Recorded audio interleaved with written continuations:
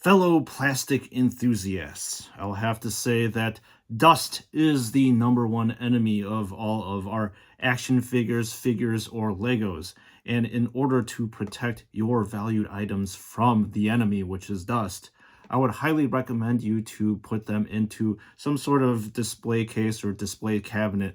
But in this case, I'm going to recommend you to put them into a plastic display case, specifically made out of acrylic. So the folks, once again, over at Briksmax has given me a copy of their very newly released display case for their Lego helmets to review. However, I will definitely not be holding back on my review, and I will give you my honest thoughts about this display case. So let's just start off with the packaging. So this is what the packaging looks like over here. It comes in a very professional box, and on the back of the box right here is a display of Tatooine over here that you can actually attach to the back of the display case. So once again, like I said, the box is very professional looking, and when you open up the box, you are then greeted with a bunch of bags.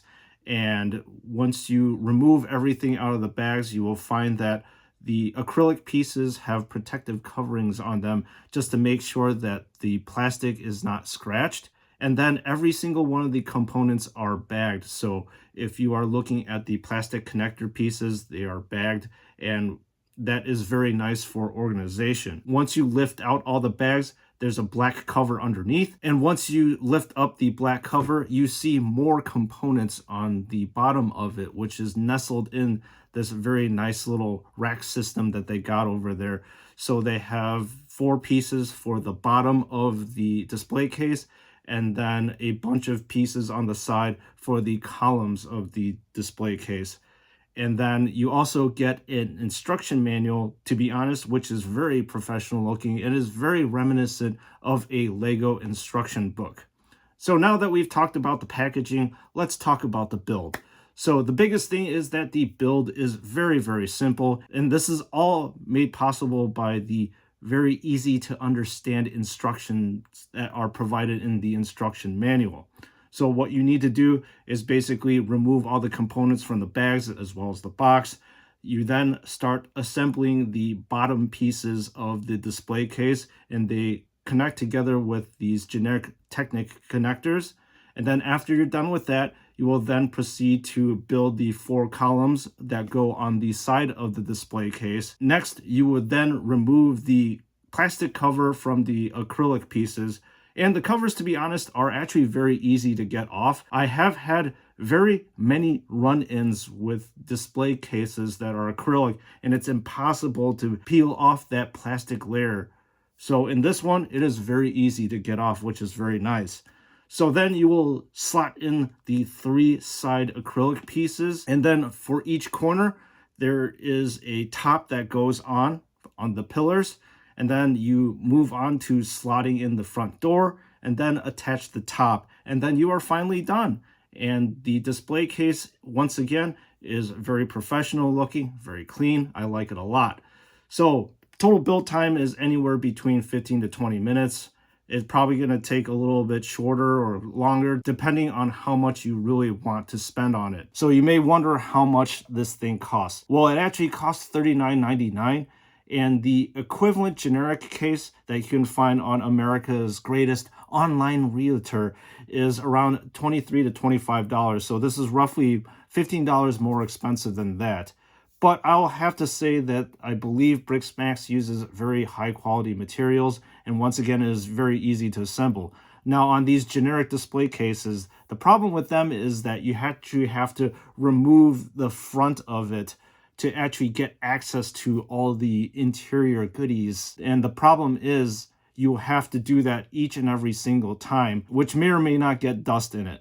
Now with this one, I'll have to say it is very easy. There is a half circle underneath the door of the front. You just pull it up, and then you can have very easy access to the contents that are inside, which I think is a very fantastic design quality. Now, you may be wondering exactly what you can possibly fit in this display case.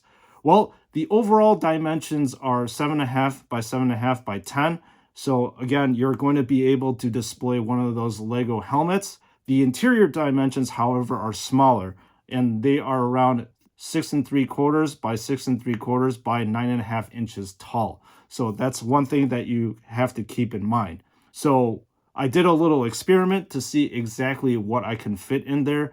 So I would actually have to say you can probably fit 2 Joy Toy Space Marines without an issue. You can actually put a total of 4 of them in there, but it looks very crowded. So the 2 of them that you have in back, you have to probably use risers for it. And I know for a fact that you can put at least one McFarlane figure in the display case without an issue, as McFarlane figures are 7 inches tall. And that being said, you can also fit a Primarch in there as well, i.e. Mr. Gilliman. So on the Lego side, I decided to put in one of my favorite Lego sets, which is the exosuit. And as you can see with the exosuit, it has no problems clearing the top of it at the highest antenna point. And you can also put the little base as well as the little mini turtle thing that you get underneath. Just a few other things. The display case is actually really nice in that you can buy multiple ones and then attach them together so you can have a very clean aesthetic. Overall, this is an excellent display case. However, like I said, it's about $15 more than the generic versions, which I think the extra $15 may be worth the convenience of actually being able to lift the front cover off without having to disturb the rest of the display case. So this is Sprues and Studs. Thanks for tuning into this non-action figure review. I hope you enjoyed it. And if you are interested in buying this display case, the link is in the description below. And as usual, thank you again. I will see you all in the next one.